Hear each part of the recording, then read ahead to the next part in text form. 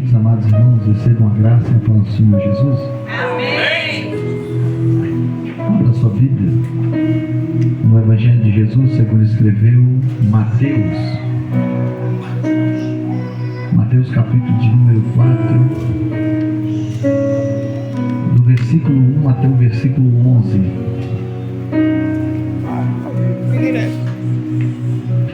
Desde já eu quero aqui agradecer a Deus por mais essa oportunidade que Ele me concede de estar aqui mais uma vez, essa grande responsabilidade, a qual é tributar a palavra do Senhor.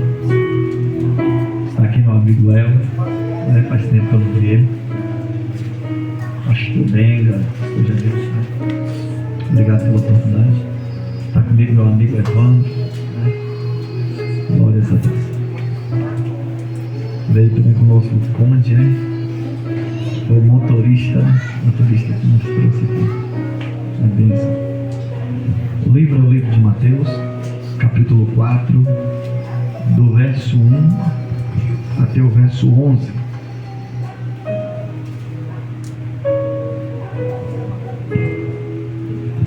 Quem achou, diga glória a Deus. Glória a Deus.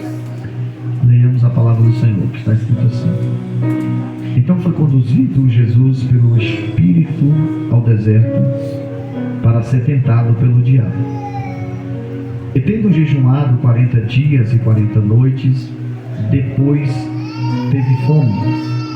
E chegando-se a ele o tentador disse: Se tu és o Filho de Deus, manda que essas pedras se tornem pães. Ele, porém, respondendo, disse: Está escrito: nem só de pão viverá o homem, mas de toda a palavra que sai da boca de Deus. Então o diabo transportou a cidade santa e colocou sobre o pináculo do templo e disse-lhe: Se tu és o Filho de Deus, lança-te daqui abaixo, porque está escrito que aos seus anjos dará ordens ao teu respeito e tomar-te-ão nas mãos para que nunca tropeces com o teu pé em alguma pedra. Versículo 7. E disse-lhe Jesus: também está escrito: não tentarás o Senhor teu Deus. Versículo 8. Novamente o transportou o diabo a um monte muito alto e mostrou-lhe todos os reinos do mundo e a glória deles. E disse-lhe: tudo isto te darei se prostrando me adorares. Versículo 10. Então disse-lhe Jesus: vai-te, Satanás, porque está escrito: ao Senhor teu Deus adorarás e só a Ele servirás. Versículo 11 e o último versículo. Então o diabo o deixa, e eis que chegaram os anjos e o serviram. Queridos irmãos, pode se assentar por gentileza. Deus. O texto que nós lemos foi um texto um pouco extenso, foram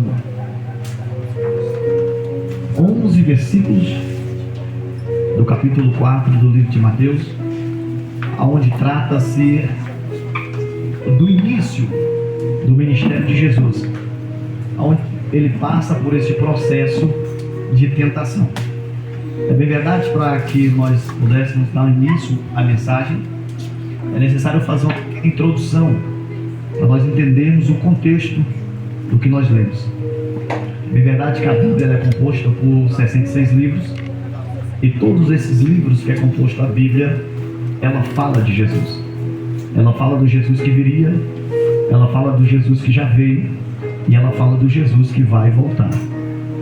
Observe que do livro do Gênesis até o livro de Malaquias, que é o Velho Testamento, ela fala do Cristo que viria. Os evangelhos falam do Cristo que veio. As cartas e o livro de Apocalipse fala do Cristo que voltará. Perceba que a primeira pessoa que vai falar da vinda do Cristo vai ser o próprio Deus. No livro do Gênesis, capítulo 3, versículo de número 15, está escrito que da semente da mulher viria um que esmagaria a cabeça da serpente. Ali é o próprio Deus falando da vinda do seu filho. Porém Deus dá início, mas ele levanta muitos profetas no Velho Testamento para falar da vinda do Cristo. Todos os profetas que nós temos no Velho Testamento, de uma forma indireta ou de uma forma direta, eles profetizavam a vinda de Jesus. Porém, dentre todos esses profetas, um profeta vai se destacar, porque esse profeta é o que mais vai falar sobre a vinda do Cristo, vai ser o profeta Isaías. Isaías é conhecido como profeta messiânico, porque Isaías ele dá detalhes de como Cristo viria, da onde Cristo viria e como seria o sacrifício e o ministério de Cristo. Por isso Isaías é conhecido como profeta messiânico. É bem verdade que quando Isaías ele profetiza em detalhes a vinda do Cristo, a profecia não se cumpre no tempo que Isaías profetiza. Porém, nos diz a história e a Bíblia também, que vai passar-se 700 anos, e 700 anos passando, depois da profecia de Isaías, Cristo vem, Cristo começa seu ministério. Porém, todos os profetas do Velho Testamento profetizaram a vinda do Cristo, mas nenhum teve o privilégio de ver a profecia se cumprindo. Mas no livro de Mateus nós vemos que Deus ele levanta um profeta. Esse profeta ele vai profetizar a vinda do Cristo, mas ele também não só profetiza, mas nos diz a Bíblia que ele vai preparar o caminho para Jesus. Este profeta João Batista, ele foi privilegiado de uma tal forma que ele profetiza, ele prepara o caminho para Jesus e ele vê a profecia se cumprindo. Interessante que a Bíblia diz no livro de Lucas, capítulo 1, que João Batista ele vai ser um fruto de oração do seu pai Zacarias. Zacarias era um sacerdote avançado em idade, a esposa de Zacarias era também avançada em idade, era Isabel, e era também estéril. A Bíblia diz que Zacarias orava constantemente por um filho, e Deus resolve responder a oração de Zacarias quando ele estava dentro do templo, trazendo incenso que representava as orações do povo de Deus. Perceba que o anjo Gabriel, quando traz a resposta para Zacarias, o anjo vai deixar bem claro que ele não seria um sacerdote, mas ele seria um profeta, e ele seria responsável por preparar o caminho para Jesus. Observe que a Bíblia diz que João Batista ele se prepara por 30 anos. E vale lembrar que João Batista, ainda no ventre da sua mãe Isabel, a Bíblia diz que ele foi cheio do Espírito Santo. Então João Batista ele teve um ministério diferenciado de todos os profetas, porque ele vai ficar separado por 30 anos e ele vai ser cheio do Espírito Santo de Deus ainda dentro do ventre da sua mãe. E perceba que João Batista ele começa o ministério. Quando completa 30 anos de idade, ele começa a pregar, começa a preparar o caminho para Jesus. E a mensagem de João Batista não era uma mensagem que massageava o ego de quem ouvia. A mensagem de João Batista era uma mensagem que confrontava quem ouvia. Perceba que a introdução da mensagem de João Batista era: arrependei-vos, porque é chegado o reino dos céus. A primeira coisa que João Batista falava na sua mensagem era de arrependimento, vírgula, que é chegado o reino dos céus. Perceba que João Batista está deixando bem claro que para entrar no reino dos céus precisa ter um arrependimento primário. João Batista pregava arrependimento, mas ele também pregava o reino dos céus. Porque o evangelho, ele denuncia o pecado, mas ele também anuncia o perdão. E a Bíblia diz que João Batista pregava e fazia discípulos. Ele confrontava quem ouvia. A mensagem de João Batista era uma mensagem que confrontava os pecadores. Ao tal ponto da Bíblia dizer que os fariseus, os saduceus iriam para ouvir a mensagem do profeta, mas não iam para ouvir, para aprender ou para se arrepender, mas eles iam ouvir a mensagem do profeta para questionar, para tentar achar um erro na mensagem do profeta.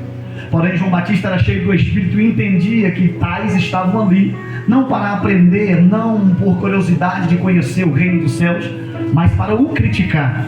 Ao ponto de João Batista, cheio do Espírito, olhar para essas pessoas e chamar de raça de víboras e confrontar os pecados daqueles tais que estavam ali. A Bíblia diz que João Batista, agora passando-se 6 meses de ministério, agora a Bíblia diz que Jesus completa 30 anos. Jesus completando 30 anos, Jesus vai se apresentar a João às margens do Rio Jordão. E nos diz a Bíblia que João Batista ali estava batizando aquelas pessoas que ouviam a mensagem lá no deserto e tinham o desejo de se arrepender. E João aqui levava para as margens do Rio Jordão para ser batizado em remissão de pecado. Perceba que a Bíblia diz que quando Jesus se aproxima de João, João vai olhar para Jesus e não vai chamar de raça de víbora, No livro de João, capítulo 1, versículo 27, João vai dizer que quando Jesus se aproxima a ele, ele vai dizer assim, ó: este é o Cordeiro de Deus que tira o pecado do mundo. Mas João Batista era acostumado a chamar aquele que ouvia a sua mensagem de raça de víboras. Mas quando Jesus se aproxima a João, ele vai olhar para Cristo e vai dizer: o Senhor é o Cordeiro de Deus que tira o pecado do mundo. Observe que a Bíblia diz que quando Jesus se aproxima a João, Jesus vai se prontificar a ser batizado por João Batista. E agora o homem cheio de Deus, cheio do Espírito Santo, o homem que foi separado 30 anos, o homem que não tinha relação sexual com ninguém, o homem que a vida dele era só oração, jejum e consagração. E não era 30 dias, não era campanha de 15 dias, não era campanha de 21 dias de Daniel, não. Foi toda a sua vida separada para Deus. Este homem que tinha uma vida separada para Deus, quando Jesus se aproxima a ele, Jesus vai dizer: eu vim para ser batizado por você. A Bíblia diz que ele vai se sentir confrontado à santidade do Deus que se fez homem para os nossos pecados. A Bíblia diz que quando Jesus se aproxima a ele, ele vai dizer uma palavra que impactou meu coração quando eu ouvi, porque não foi qualquer um que estava dizendo que não era digno de tirar a sandália dos pés de Jesus. Era um homem que foi separado 30 anos, um homem santo, cheio do Espírito. Quando Jesus se aproxima a ele, ele vai olhar para Jesus e vai dizer: Senhor, eu não sou digno de desatar as correias das tuas sandálias. Perceba que João Batista era um judeu, e o judeu conhece muito bem o contexto judaico, a cultura judaica. Na cultura judaica, um homem que era escravo e ele esperava o seu senhor no seu lar, esse senhor viajando para tratar-se de negócios comerciais, passado o tempo que for, quando voltasse, era a função de um escravo tirar a sandália dos pés do teu senhor e receber, lavar os pés e receber a ele no seu lar. Perceba que um homem cheio do Espírito Santo, um homem que foi separado por 30 anos, não é 30 dias, não é 30 meses, foram 30 anos separado, cheio do Espírito. Quando usa essa expressão, eu não sou digno de desatar as correias da sandália do Senhor, ele estava dizendo: eu sei que eu estou separado há 30 anos, sei que eu sou cheio do Espírito, mas ainda não sou digno de ser escravo do Senhor. Queridos irmãos, quem está dizendo que não é digno de ser escravo de Jesus não é Luciano, o pecador que ora de vez em quando, não é Luciano que lê a Bíblia de vez em quando, não. Quem está dizendo que não é digno de ser escravo de Jesus é um homem que fora cheio do Espírito ainda no ventre da sua mãe. Perceba a grandeza de Jesus, perceba que a santidade de Cristo, ao ponto de um profeta que fora cheio do Espírito ainda no ventre da sua mãe se sentir confrontado com a santidade de Jesus, ao ponto de não ter ou não querer ser, porque não era digno de ser escravo de Jesus.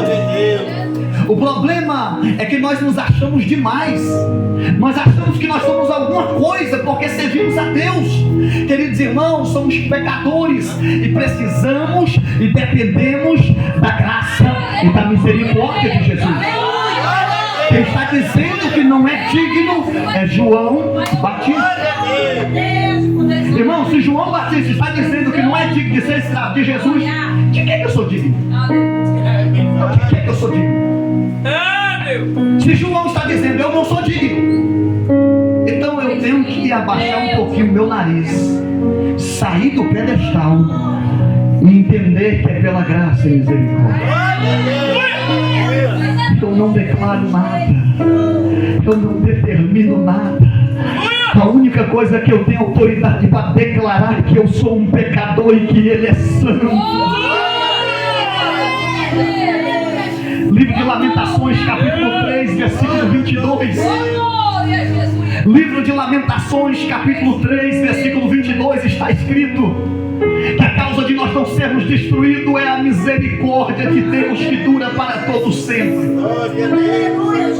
No livro de Efésios capítulo 2, versículo de número 8, está escrito que nós somos salvos pela graça. É verdade. Eu preciso fazer uma interpretação do livro de Lamentações capítulo 3, versículo 22.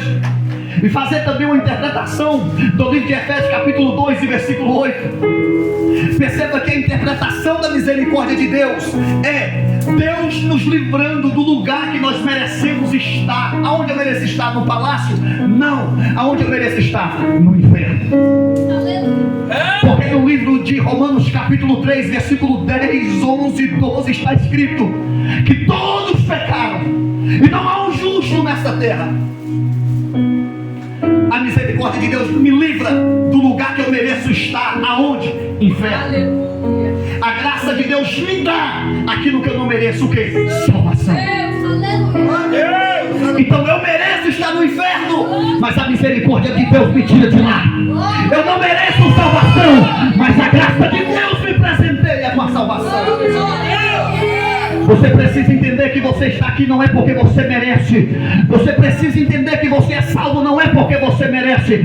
Você só está aqui respirando, sentado, dando glória, não dando glória. É por causa da misericórdia de Deus. Você só está vivo por causa da misericórdia de Deus. Por causa da graça e da misericórdia de Deus. O problema é que nós não entendemos que a graça de Deus é a misericórdia dele. Tem gente que se acha muito, se acha o bambambam, porque fulano caiu, porque fulano não é crente e eu sou crente, eu mereço. Você não merece nada. Foi a misericórdia de Deus, foi a graça de Deus. Glória a Deus. João Batista, quando tem um encontro com Jesus, Glória a Deus. ele se sente confrontado com a santidade de Cristo. Irmãos, nós temos que ser confrontados com a santidade de Cristo. Porque o tempo que eu estou sem orar revela a distância que eu estou de Deus. Vou repetir. O tempo que eu estou sem orar revela a distância que eu estou de Deus. E outra, e se eu oro muito, eu entendo que eu sou pecador. Porque quanto mais eu oro, mais eu entendo que preciso da graça. Mas eu entendo que preciso da misericórdia. Porque a oração não me exalta, a oração me humilha. Glória a Deus. João Batista, quando lê Jesus, ele entende que Jesus é o Cordeiro de Deus que tira o pecado do mundo. E ele se sente confrontado. Ele entende que a santidade de Cristo confronta os pecados dele. Quem lê o livro de Isaías capítulo 6? A Bíblia diz que quando Isaías tem uma visão da glória de Deus, uma visão do trono de Deus, sabe o que Isaías diz? Ai de... Isaías tinha o costume de dizer: ai de Israel, ai de ti. Mas olha para cá, quando nós temos contato com Deus, nós esquecemos o pecado do irmão e vemos os nossos. Quando nós temos contato com Deus, nós entendemos que nós precisamos e somos dependentes da misericórdia e da graça. Foi isso que João Batista sentiu naquele momento que Cristo se apresentou a ele. Ele vai dizer: eu não sou divino. Porque o maior posto que você vai chegar, a maior cadeira onde você vai sentar, ou você vai ocupar, o maior cargo que um crente pode ocupar é nos pés de Jesus. Esse é o maior cargo que eu quero ocupar nos pés de Jesus. O maior cargo que um crente tem que almejar de todo o coração. O maior status que um crente que está em Cristo tem que anseiar de todo o coração. Não é nas páginas sociais, não é no emprego de sucesso, é nos pés de Jesus. Nos pés de Jesus.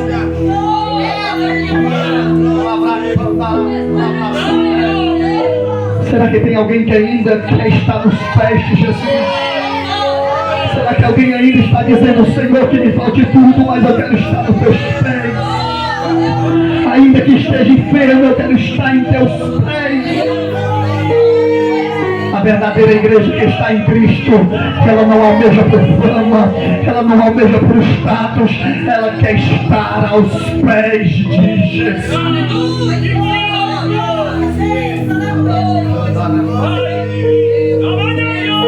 Aos pés de Jesus.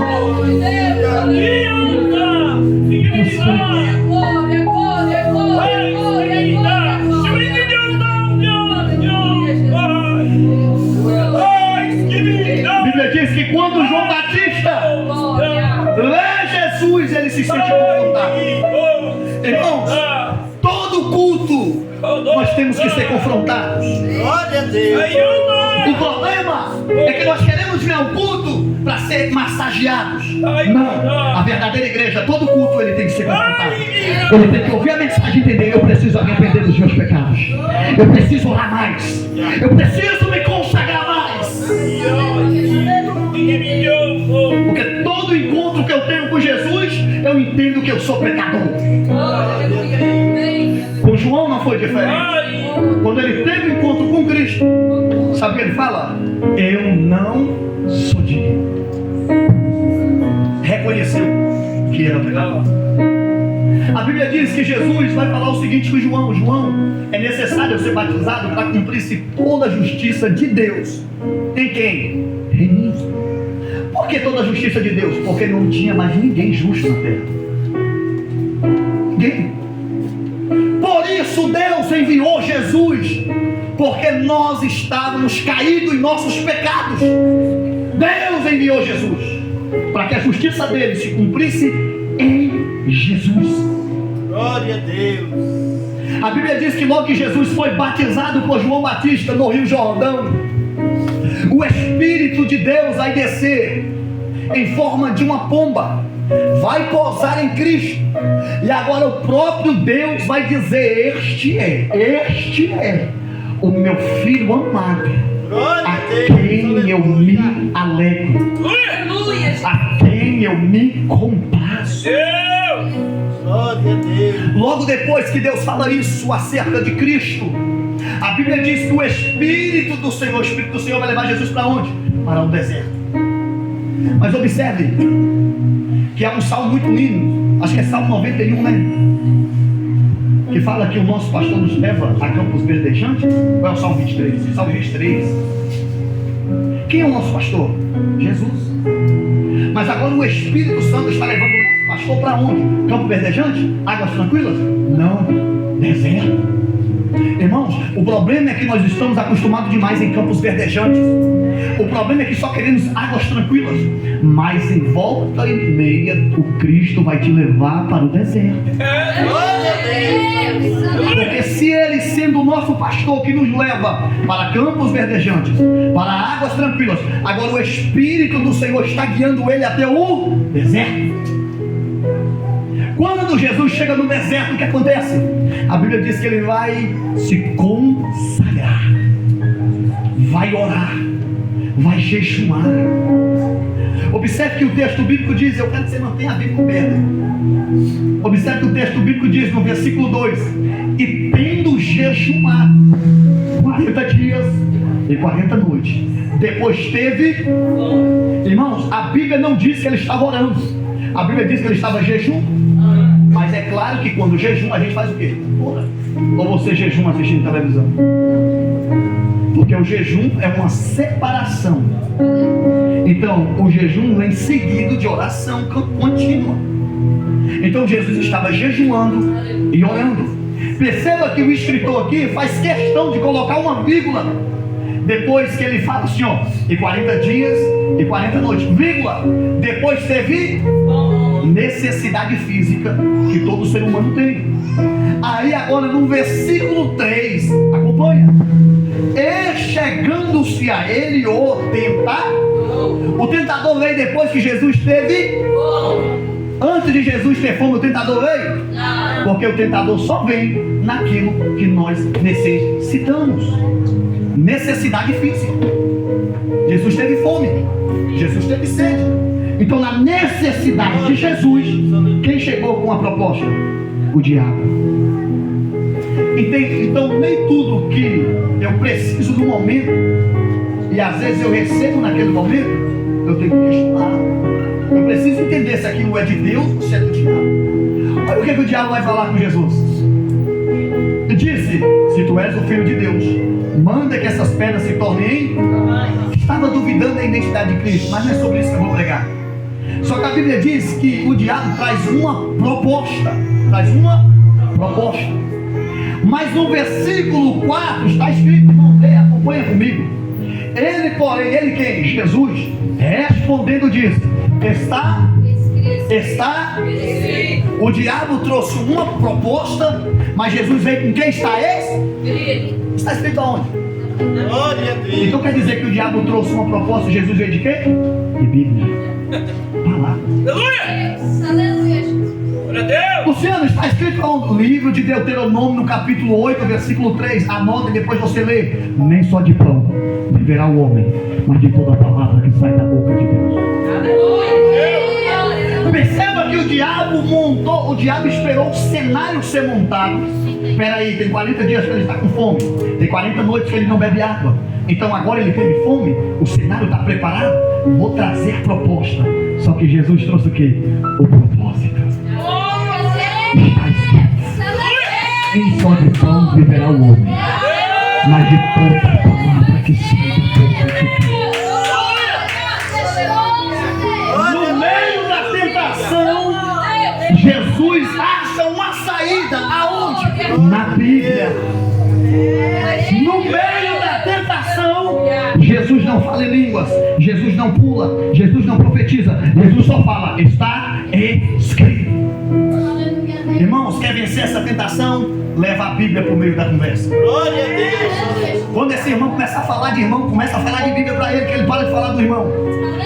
Perceba que o diabo trouxe uma proposta e Jesus trouxe a palavra de Deus. Mas olha para cá, irmãos. Pasmem, senhoras e senhores. No versículo de número 5, o diabo vai me impressionar. Infelizmente me impressionou mesmo. Quer ver? Versículo de número 5, olha o que o diabo diz.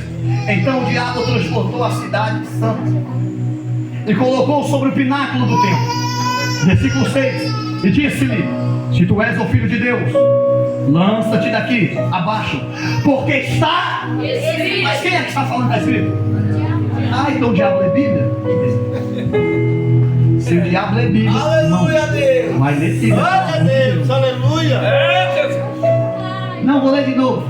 Se é para você achar que não está na Bíblia. Ah, a Bíblia é Bíblia. E disse: se tu és o Filho de Deus, lança-te daqui abaixo, porque está escrito. Olha o diabo pregando Bíblia para Jesus. Eita, glória a Deus. Porque está escrito. E olha para cá, você sabe o que me impressionou? É que o diabo está pregando Bíblia para Jesus e falando de Jesus na Bíblia. Como assim, Luciano? Quer ver? Olha o que ele fala. Porque está escrito que aos seus anjos dará ordens ao teu respeito. De quem? Ao teu respeito. Está falando para quem? Jesus. Pode você ver.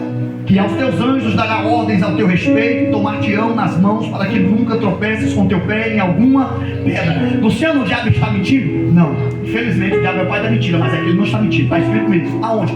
Livro de Salmos 91, versículo 11. Está escrito lá. Que aos seus anjos dará ordem ao teu respeito. Então quer dizer que o diabo, a primeira vez que fala de Bíblia, dentro da Bíblia, ele fala de Jesus no livro do Velho Testamento. E tem pregador que não consegue falar de Jesus no Novo Testamento. Tem pregador que fala de Davi, fala de João, fala de fulano, de ciclano, mas não consegue falar de Jesus. E o diabo aqui está falando de quem? De Jesus. Porém, o diabo, ele está usando uma tática que muitos pregadores, muitas pessoas estão usando hoje. O quê? Usando um texto bíblico para enganar Jesus. Perceba que ele está usando a Bíblia para enganar quem? Jesus. Se o diabo usa a Bíblia para enganar Jesus, você acha que ele não vai usar a Bíblia para te enganar? Então vai ler a Bíblia. Não, o diabo te engana. Olha para você ver, ele está usando um texto bíblico para enganar a Cristo. Ele está falando o que está escrito, Salmos 91, versículo 11. Realmente está escrito. Porém a interpretação do texto está errada, está equivocada, ele está distorcido, porque o contexto que está escrito não dá invasão para Cristo tentar a Deus. Por quê? Porque no livro de 2 Pedro, capítulo 1, versículo 20, anota aí que você vai ler. Sabe o que está escrito? Olha o que Pedro diz: que nenhuma profecia das Escrituras é de pessoal interpretação. O que é isso? Vou explicar. É que eu não posso ler a Bíblia e pregar o que eu acho. Eu não posso ler a Bíblia e pregar o que eu penso. Eu tenho que ler a Bíblia e pregar o que a Bíblia diz que é para ser pregado. E foi o que Jesus mandou pregar: ide ao mundo e pregai o Evangelho. Então eu, como pregador, eu preciso pregar o Evangelho. E pregar o Evangelho é o quê? Falar de Jesus, falar o que ele fez, falar que ele morreu na cruz, mas falar também que ele ressuscitou, falar que ele leu e subiu, mas falar também que ele vai voltar para buscar a igreja. O diabo está distorcendo a palavra de Deus para tentar enganar Jesus. Irmão, faz uma análise na sua vida. Se o diabo tentou enganar Jesus usando a Bíblia, ele vai tentar te enganar também? Espera para você é melhor que Jesus. Então vai ler a Bíblia. Não, o diabo vai te enganar mesmo. Glória a Deus. Precisamos entender a importância da Bíblia. A Bíblia não é para ser lida só no culto. A Bíblia é para ser lida na sua casa também. Luciano, mas eu não tenho tempo. Tem sim, porque tem tempo para ficar no celular. Tem tempo para ficar na rede social? Tem. Todos têm tempo para tirar um momento do seu dia para ler um versículo, ler um capítulo. Tem. É porque não quer. Então você vai ser enganado. Porque o diabo está usando um texto bíblico escrito no livro de Salmos 91, verso 11, para tentar deturpar a mente de Cristo, para tentar enganar a Jesus. Infelizmente tem pessoas que gostam de ser enganadas porque não gostam da palavra de Deus. Mas olha o que Jesus vai dizer. Olha o que Jesus vai dizer. Versículo de número 7. Quem foi que trouxe Bíblia para a conversa? Jesus. Aí Jesus trazendo Bíblia, quem foi com Bíblia também? O diabo. Mas aí Jesus permaneceu no está escrito. Versículo de número 7. Disse-lhe Jesus: também está escrito. Se Jesus não gostasse de Bíblia, o diabo ia enganar ele. Também está escrito: não tentarás o Senhor teu Deus. Aonde está escrito? Deuteronômio 6, versículo 16. Está escrito: não tentarás o Senhor teu Deus. Perceba que a resposta que Jesus dá é falando das Escrituras. Perceba que no Salmo 119, verso 105, sabe o que o escritor diz? Lâmpada para os meus pés é a tua palavra e luz para os meus caminhos. No mesmo número 119, no verso 11, o mesmo escritor vai dizer: eu escondi a tua palavra no meu coração. Para quê? Para jogar em direta? Não. Para causar contenda? Não. Para não pecar contra Deus. Perceba que a própria Bíblia dá importância para ela mesma. Nós temos que entender que a palavra de Deus é importante nas nossas vidas. Um culto pentecostal é muito bom, e eu sou pentecostal. Falar em línguas é maravilhoso porque é edificação para você mesmo.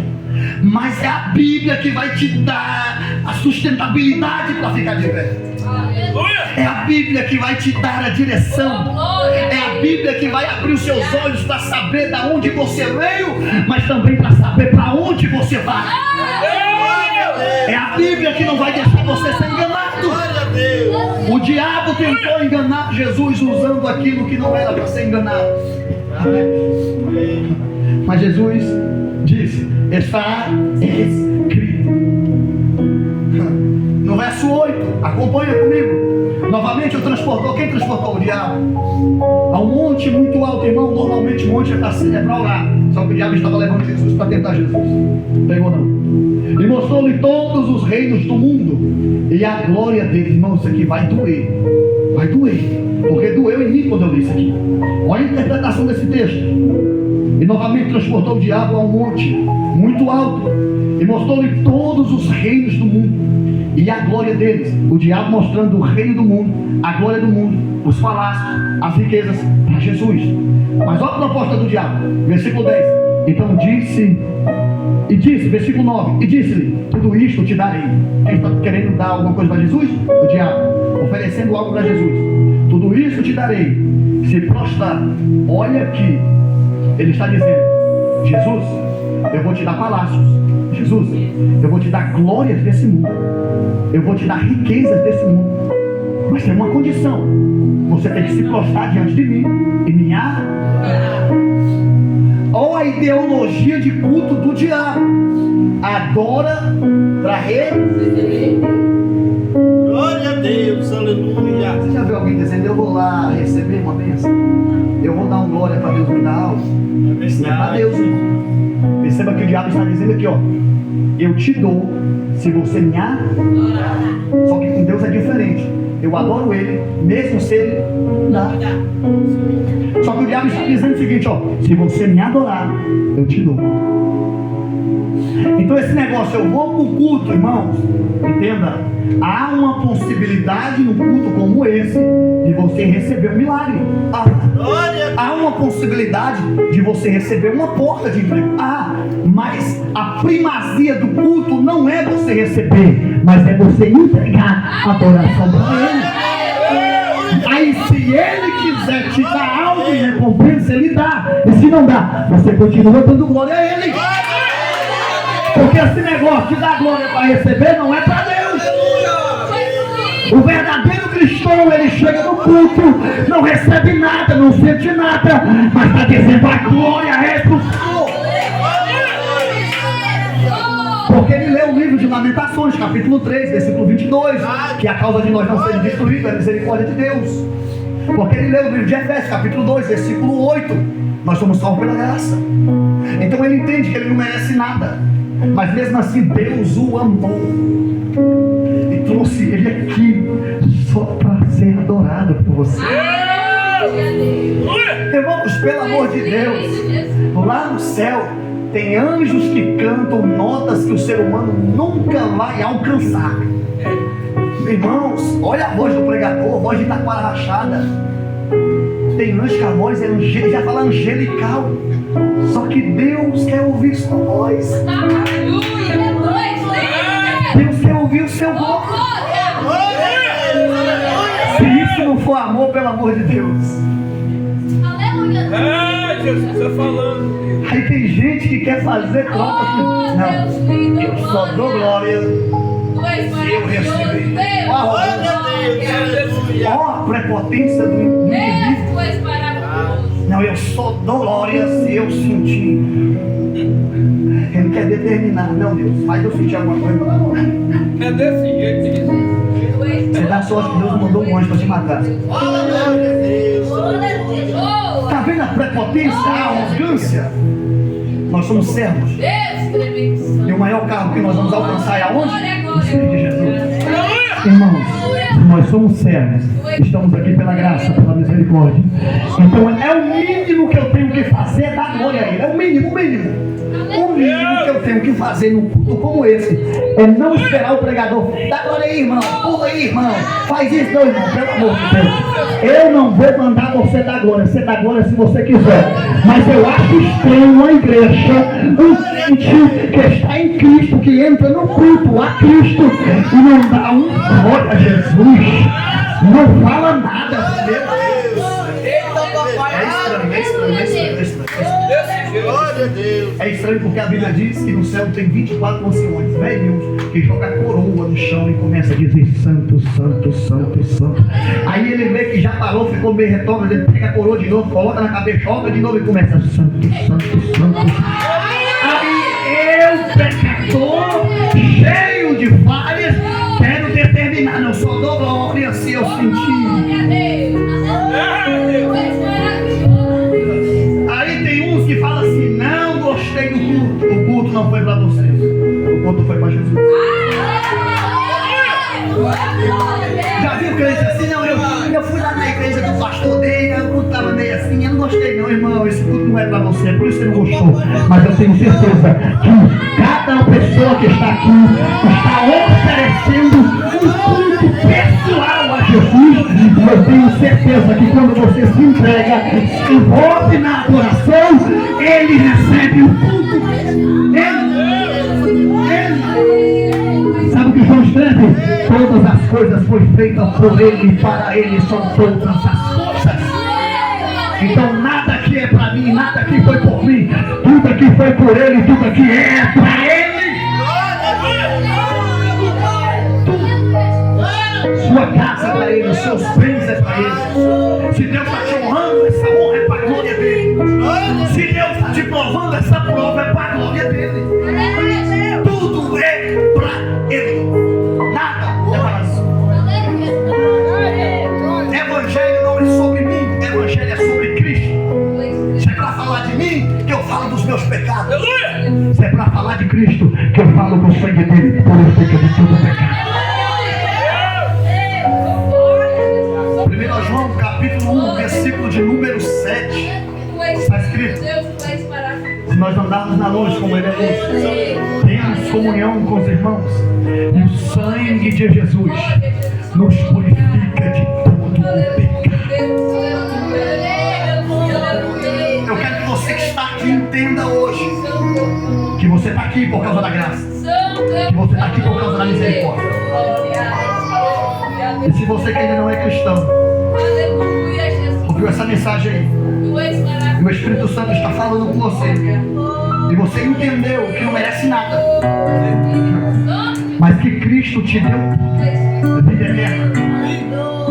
E se você quiser fazer uma aliança com Ele hoje, entregar a sua vida a Ele hoje, a oportunidade foi dada a você hoje. Pastor, posso pedir a igreja para ficar de pé? Fica de pé.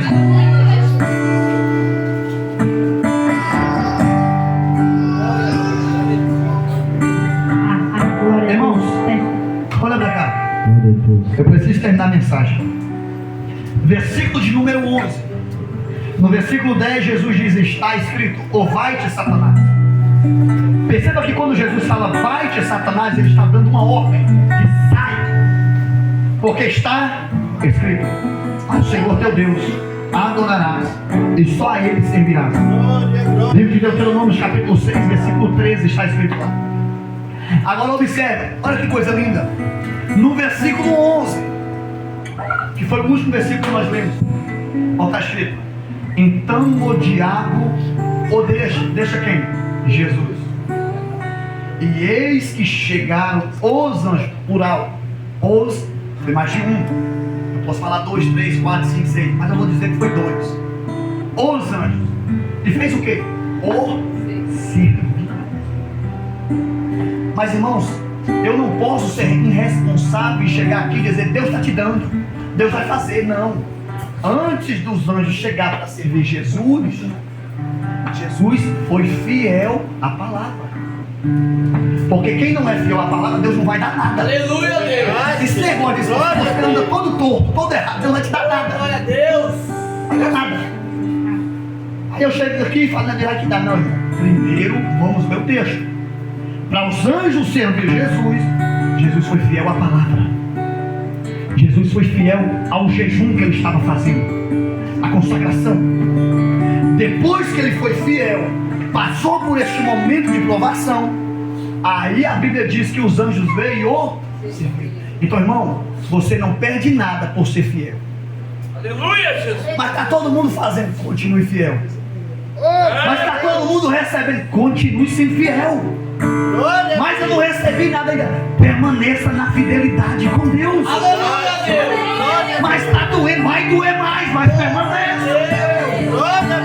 Seja fiel, porque a Bíblia diz: ser fiel até a morte, e dar-te-ei a coroa da vida. Então o segredo aqui é ser fiel a Deus, é ter fidelidade com a palavra, é ter fidelidade com a vida de oração. Porque, pastor, tem pessoas que é assim, ele acha que a oração, Léo, é o número 190. O que é o número 190? Você só liga quando você está numa emergência. Você só liga quando você está precisando de um socorro.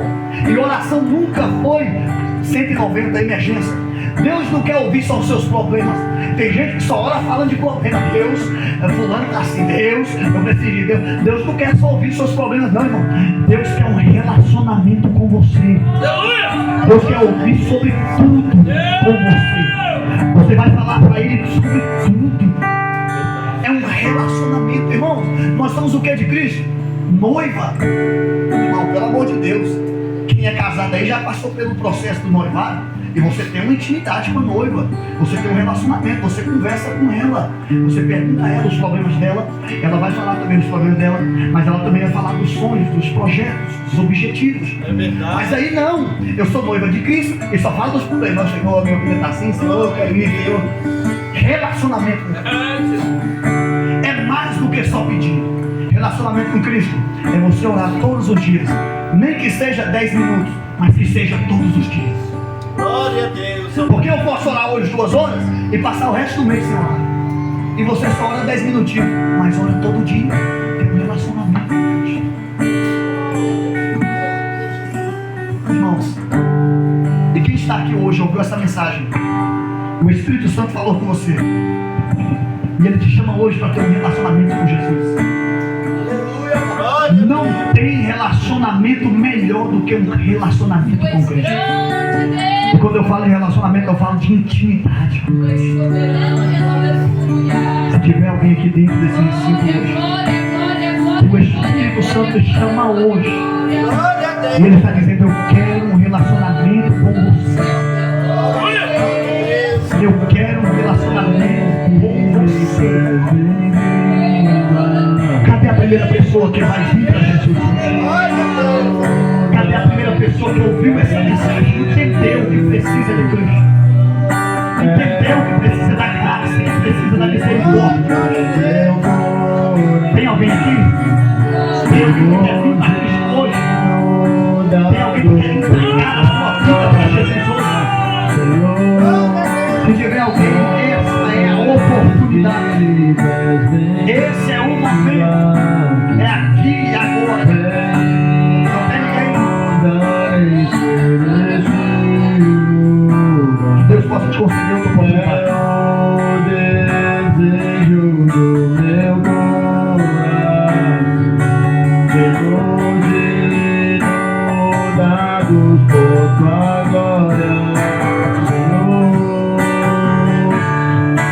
Eu provei e vi o mais doce amor. Ainda há tempo. Você que quer renovar sua vida com Cristo, você que quer se